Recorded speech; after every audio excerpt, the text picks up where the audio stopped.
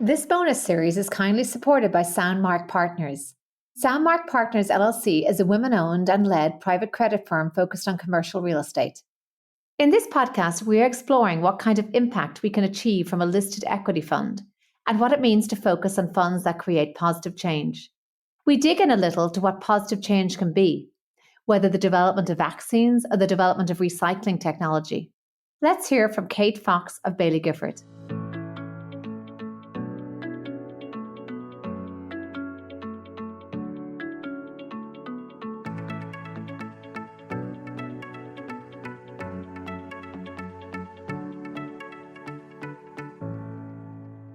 I'm Aoife Devitt, and welcome to the 50 Faces podcast, a podcast committed to revealing the richness and diversity of the world of investment by focusing on its people and their stories.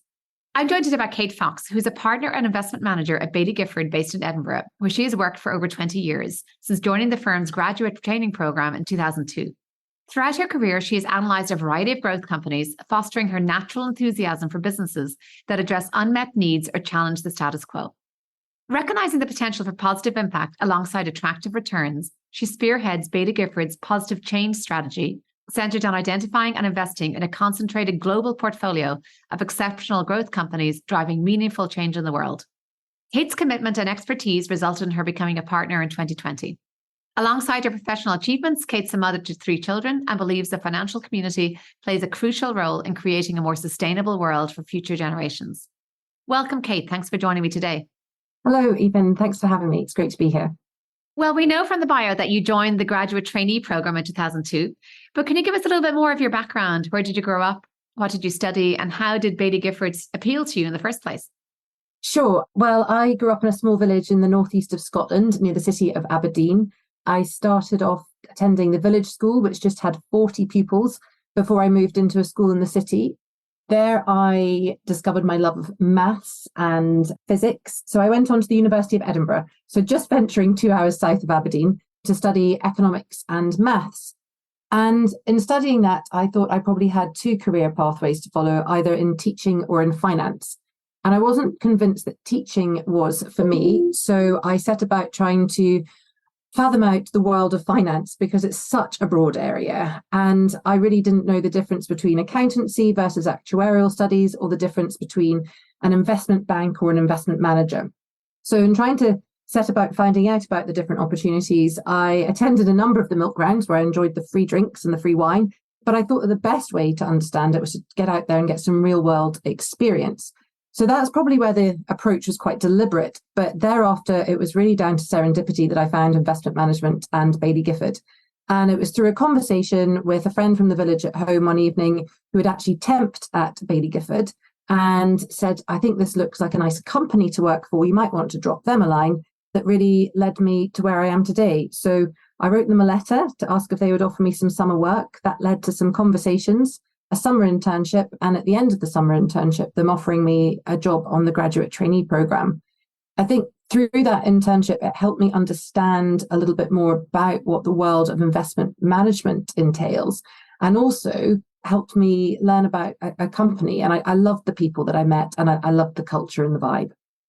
Those days of the wine and the milk round. I remember them well myself. I hope they still exist for the current graduates, because there was nothing really like them. But just the sheer exhilaration that I think came from being exposed to the real world, there was such excitement about joining it. And I do think those trainee programs, as you mentioned, are fantastic because of the all-round education they give. So Moving now to your work at impact investing, how did that first develop for you, the interest in that? And how do you think about impact? What does it mean to you? Yeah, so I think that actually my desire to sort of have a real world impact has always been there, but I wasn't quite sure how to deploy that, how to execute on it. So in the world of investment management, we are trying to grow savings on behalf of individuals, charities, foundations, and endowments.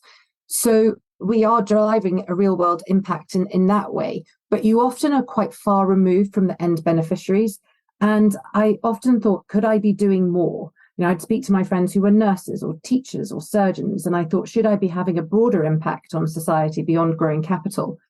I think at that point, I was a little bit naive, because I was really missing the point that it's not just about growing savings for people and charities and foundations, but you can actually have an impact through where you deploy that capital.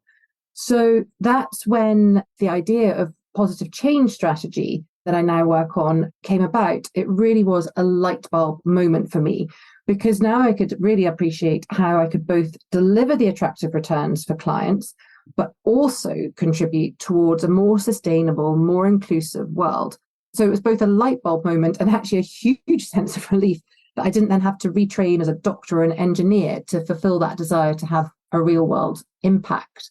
And you asked about what impact means to me. I think it's really about driving change for the better and improving the status quo. And you can have that impact in a small way or in a large way. So perhaps one way that I could have an impact in a smaller, more local way is by helping people work through a challenge, whether that's colleagues, friends, or my children even. And then the ability to drive impact at scale is through deploying capital to companies whose products and services are all about providing solutions to global challenges. And before we discuss the product in itself, because I think it's interesting how you measure impact and how you actually express that through investments, do you think your upbringing in some way informed this desire to have an impact, to make a difference in society, coming from that smaller village with the smaller school? I'm not sure if it goes back to that or if it's really about that sort of, I'm a problem solver by nature, hence being drawn towards maths. I was possibly influenced by my father, who was an engineer and entrepreneur, so always looking for problems that could be solved. My mother probably influenced me a little bit by giving me that sense of responsibility and empowerment, really, in that if I could see an opportunity for change, there'd be encouragement to just get out there and do something about it. And then I think that desire to have a broader impact on society, I'm not sure that's something that's unique to me. I think that's something that all of us have. Well, let's talk about then how investment can be an instrument for change. Maybe can you speak about the positive change strategy, as it is called, and how it's client driven, I suppose what the response from clients has been, and how you expect the area to evolve? Yeah, so the positive change strategy is a strategy that's got not just one objective, but two objectives. So we're looking to deliver attractive financial returns for our clients over meaningful periods of time, and also to help them contribute towards a more sustainable and inclusive world for current and future generations. And we're doing that by deploying capital towards companies whose products and services are providing a solution to globally recognized challenges. So this is more than avoiding companies doing harm. It is more than investing in companies that act very responsibly. It's about trying to find those companies that are challenging the status quo. So the likes of a Tesla that is trying to contribute towards the electrification of the automotive sector, or Moderna that's trying to develop a new paradigm of medicine. And it's a strategy that's investing in listed businesses. It's a concentrated strategy. So we're investing in 30 to 35 companies. And it's a growth strategy because we believe that these companies who are providing solutions to global challenges, that they're likely to thrive in the long run, that they'll be growth businesses, there'll be increasing demand for their products and services, and that they'll be able to carve out a strong competitive advantage. In terms of the client response, I think the heritage of the strategy is important here in that this was developed by investors because they thought that this was an important way to deploy capital and that we might stand a good chance of doing a good job given our heritage as long-term growth investors at Baillie Gifford. We felt it was the right thing to do. It wasn't so much a reaction, it certainly wasn't a reaction to growing demand for such a thing. In fact, when we developed this, we didn't even know what an impact strategy was. We started out with a blank sheet of paper and thought this is the best way to invest. But we've been really encouraged by the response of clients who we thought there might have been a little bit more hesitancy around whether you can do both, and that some people might think that you have to relinquish returns in that bid to drive positive change. But actually, we've had a very positive response, which has been encouraging. And in terms of how this space might evolve, I'm really hopeful that we get more clients deploying capital towards these types of strategies, to the positive change strategy and broader impact strategies, because I think it's the right thing to do for savers, because it provides that great opportunity to grow capital, and because I believe it's the right thing for people and planet to deploy capital positively and purposefully. But I think to do that well, we need to make sure that all participants are acting with very high degrees of integrity and doing an exceptional job at it. I love that positive and purposeful focus. When it comes to the positive change, and clearly those companies you mentioned are creating positive change, but how do they measure that explicitly? I mean, yes, take up of EVs and yes, drug dissemination and vaccine development are all positive change. But do you find that there is a desire to show in a concrete way impact when it comes to investing in an impact strategy? Yeah, so when we started out doing this, we established a process that put equal emphasis on both of our objectives throughout. So starting with the idea generation, the analysis, the portfolio construction, and then, once something makes it into the portfolio in terms of the engagement and the reporting. Now, reporting on financial returns is well established, but we really wanted to make sure that we reported on the second objective, that objective to deliver positive change as well, because we feel that that's really important because it holds us accountable to that second objective, because clients who are deploying capital this way will want to know what impact their capital is having. And this comes down to the credibility point that I mentioned earlier, is that to do this well and so that more assets are deployed in this way, we need to make sure the industry does a very good job at reporting on the impact that the companies and the portfolios are having. So we think it's really important, but it's really difficult. It's difficult because with the positive change strategy, we have got 4 different themes that we are looking to address, which span environment and resource needs, healthcare and quality of life, social inclusion and education, and the base of the pyramid, where we're looking to meet the unmet and aspirational needs of those poorer people in society. So we're investing in a range of companies that are delivering, driving change and delivering impact in different ways. So there's no single metric that we can use, no common metric. Secondly, impact isn't always easily measured. And then even if it is easily measured, it's not always disclosed in a consistent fashion. So it's hard to do, but we think it's really important. So our approach has been to take a bottom-up approach. So for each and every company, we identify metrics and information that can help us track the progress that they're making in delivering positive change. And we display that under what is called the positive chain, which is based on the theory of change. And we make the linkages between the products and services towards the sustainable development goals and the targets which underpin them. So to summarize, it's hard, but it's really important. We're going to take a quick break to hear from our sponsor of this series, Mark Partners. I sat down with Jenna Gerstenlauer to talk about their private credit strategy. We talked about the sensitivity of debt to rising rates. So real estate debt can be fixed or floating. Real estate equity is highly sensitive to interest rate movements. Our area of focus, real estate debt, is naturally sensitive to interest rate movements as well. Property equity values are highly dependent on the ability of a property owner to finance the acquisition. When interest rates are high, the amount of debt a property owner can obtain and support is low due to the cost to pay the debt service on a monthly basis. Debt service is paid out of property level cash flows, and while a good owner-operator can run a property with efficiency, cash flow growth has its limits. So simply put, when rates are high, equity values are low. And when an owner of a property buys an asset in a low interest rate environment and finances that property at acquisition, when that debt matures and interest rates have risen, that owner is in a position where their property is worth less and they have a problem potentially. And now back to the show.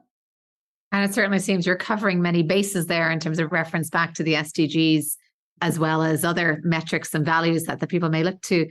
So just one of the aspects where we'd like to see positive change certainly is around diversifying industries and having a more representative body of investors and professionals in the industry. Any thoughts on that, given you have been in this industry for most of your entire career, it seems? You've probably seen some changes, hopefully positive change, in terms of the integration of more women and just more underrepresented groups. Any thoughts on that? Yeah, sure. So, over the 20 or so years that I've been involved, I really have observed change and positive change. So I think the industry is better now at attracting women. I think there's still more work to be done on the retaining women throughout their career. what I'm really encouraged by as well is that the conversation is expanding beyond gender diversity and also incorporating diversity in multiple dimensions, whether it's socioeconomic or ethnic diversity, neurodiversity, all in a bid to make sure that we end up with cognitive diversity, which really is important. And I think it's important because it's the right thing to do by society, and also because it just makes sense. We've got a global and diverse set of clients. We are investing globally. So it's really important that we have diverse lenses considering the opportunity set, whether that's by age, gender, ethnicity, background. So, for example, some of the younger investors here will see things that I don't see. So there has been positive change and improvements, but I don't think we're there yet. There's still more to be done. And there are different ways of going about it as well, I think. I think something that I've noticed over the 20 years that I've been involved in the industry is that there's now more appreciation of the benefits of diversity and diversity in its broadest sense, and more awareness of biases that might exist, both conscious and unconscious. And I think an important part of diversity is allowing it to thrive, not just kind of having it on the entry level at that graduate trainee program. Maybe you mentioned that we're seeing more interest there.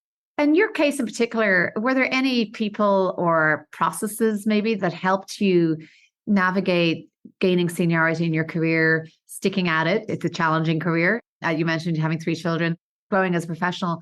Do you think were there mentorship circles or other supports? Yeah, so there's been quite a lot that's been going on to try and address the challenge.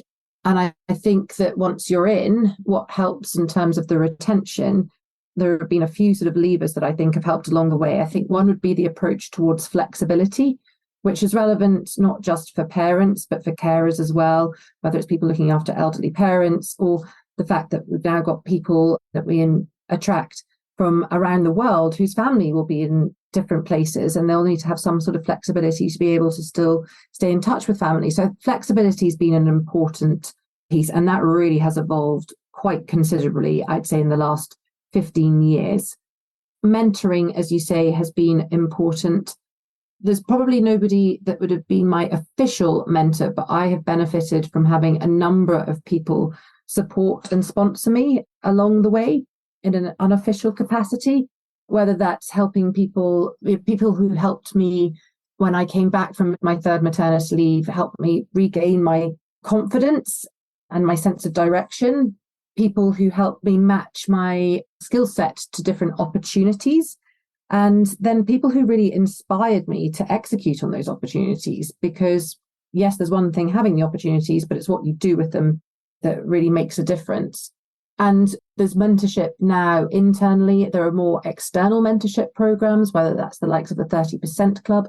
So there have been various, I think, structures and mindsets and policies and processes that have all helped improve that retention piece. And it's interesting that you mentioned the confidence deficit upon returning from maternity leave, because I think many workers returning from any form of leave, whether it's sickness leave or maybe a parental leave, might feel the same thing. And there are even consulting firms who will come in and help with that transition back to work.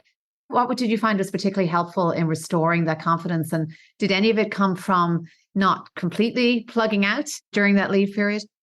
In terms of restoring the confidence, I think for me, it was speaking to other people and using my own network. But since then, there's been the development of a carers network here, which has been down to the great work of my colleagues. I didn't lead that, but somebody else spotted this opportunity. And one of our networks now is the carers network, which helps stay in touch with people whilst they're going through maternity leave and then helps them with that transition back. So I think that's been a terrific development. And just want to ask you in particular about female portfolio managers, because you've taken on this role for some years now. That does seem to be somewhere we're still in deficit when it comes to people actually running money. And often founders of firms are quite underrepresented when it comes to women looking at female founders. Any thoughts on why that portfolio management ascending to that level seems to be a challenge? Yeah, and I think it's probably down to 2 things that we've touched on already. So it's that retention piece, because often it requires a bit more, it's your more experienced levels where people will be setting up funds or thinking about founding businesses. And that experience often coincides with quite life-changing events, whether that's having children or your parents becoming more dependent upon you. So I think it's that retention piece, which is also related to flexibility. And because that experience will often coincide with these life events, having that flexibility means that you don't then need to make a choice between things, and you can actually carry on pursuing those external life events and that career. And that was one of the things that I was really keen to articulate, winding the clock back 10 years ago or so, when requesting flexibility, is that this doesn't mean I'm less ambitious. I still want to pursue a progressive and motivating career. This isn't about stepping back. It's just about doing things slightly differently. And when we look back at your career, when you look back, were there any highs and lows in there so far? Oh, yes. So I think highs can come in multiple forms. Obviously, when things are working and you're delighting clients, that is so rewarding. I think highs can also come through some of the fantastic opportunities that you get as an investment manager, what my friend and colleague would call pinch me moments, whether that's the opportunity to present to fantastic audiences in cool locations in New York or speaking to really fascinating people. I mean, one of the pinch me moments for me that I can recall amongst many of them, but would be speaking to Stefan Bancel, the CEO of Moderna, in the midst of the pandemic. So I was working from home. We had a Zoom call with him to discuss the longer term opportunities for Moderna, as well as the progress that they were making in developing the vaccine to address the pandemic. But that was amazing to be able to speak to the leader of a business that was addressing a very immediate and global challenge. So it's those opportunities that it provides you. And then another area which I think provides highs, certainly for me, is when you can feel that you're making a difference to colleagues. So when you're mentoring them and helping them work through their challenges and helping them find their solutions. So there are loads of highs. In terms of the lows, I mean, the obvious ones are where an investment thesis doesn't quite work out or performance is tougher and you're not delivering on behalf of your clients. That's challenging. But I would say that by and large, the highs absolutely outweigh the lows. And I think this role really is a privileged role to have. I'd love to just dig in a little bit to that in terms of what it feels like when performance is not where you think it should be. Because especially in the growth area, there's going to be more volatility. There are going to be moments when that's out of favor. How did you, I suppose, kind of build the fortitude to be able to tolerate those more volatile times? Yeah, I think there are two things that help in those more volatile times. First of all, it's having a growth mindset. So when things don't work out, accepting that and seeing it really as an opportunity for growth and development. So what have I learnt from that experience? So it's not about the number of mistakes that you make or the depth of those mistakes. It's what you do with those mistakes, what you learn from them. So first of all, the importance of having that growth mindset. And the second thing that I think is important is having a philosophy and a process that you really believe in, because that helps you steer the course. Very well said. Wanted to ask you about some of those setbacks and whether there was any mistakes in particular that you learned lessons from. You mentioned how they can lead you to have more resilience, perhaps, or to ultimately each setback certainly steels you for the next one. Were there any lessons learned in particular? I think the lessons learned vary by company.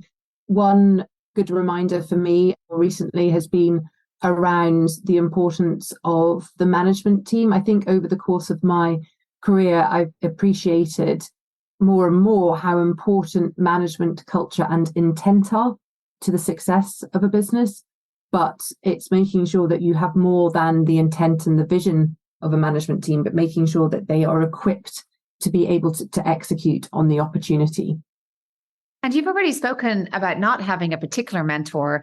So usually I ask the question around mentors or key people, but maybe we can segue that into around any words of wisdom that some of the people you worked with shared with you, any words of advice that really sat with you and you developed as your own creed. Yeah, there's one individual who stands out. You'll know who he is, but it was around really that importance of the growth mindset. And by that, I'm not referring to being a growth investor, but that learning mindset, that mindset that mistakes are opportunities to improve. And also the importance of having ambition. I said that individuals along the way have helped inspire me to really grasp the opportunities that are presented. And I remember it was when somebody said to me, go and be the best impact investors you can be the best in the world. And that really has stayed with me in terms of that sense of ambition to really reach for the stars. I love that owning of ambition, because I think it's something that we don't own enough, particularly as women. I had a wonderful conversation with another CIO who grew up in Orlando, Florida, and I made some comment about, well, that must have been a lovely place to grow up. And she said, well, it was a wonderful place to grow up.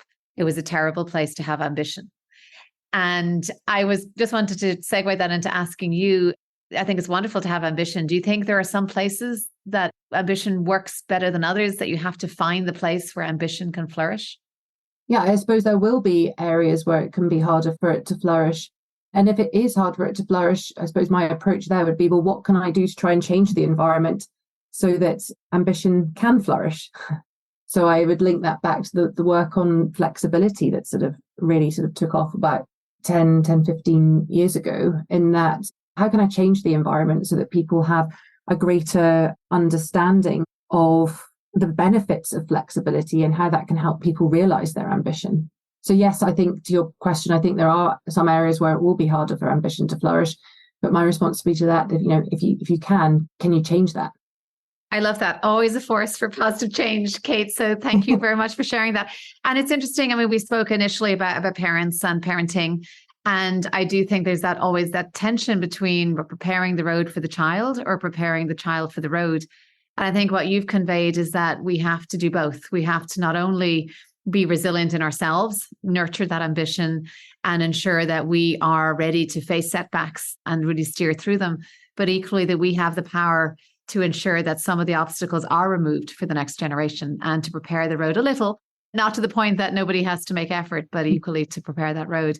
So thank you so much for the change that you're making and you're continuing to make, the impact that you're making, even if it's hard to measure, and for sharing your insights here with us. Great. Thank you for having me. I'm Aoife Devitt. Thank you for listening to the 50 Faces podcast. If you liked what you heard and would like to tune in to hear more inspiring investors and their personal journeys, please subscribe on Apple Podcasts or wherever you get your podcasts. This podcast is for informational purposes only and should not be construed as investment advice, and all views are personal and should not be attributed to the organizations and affiliations of the host or any guest.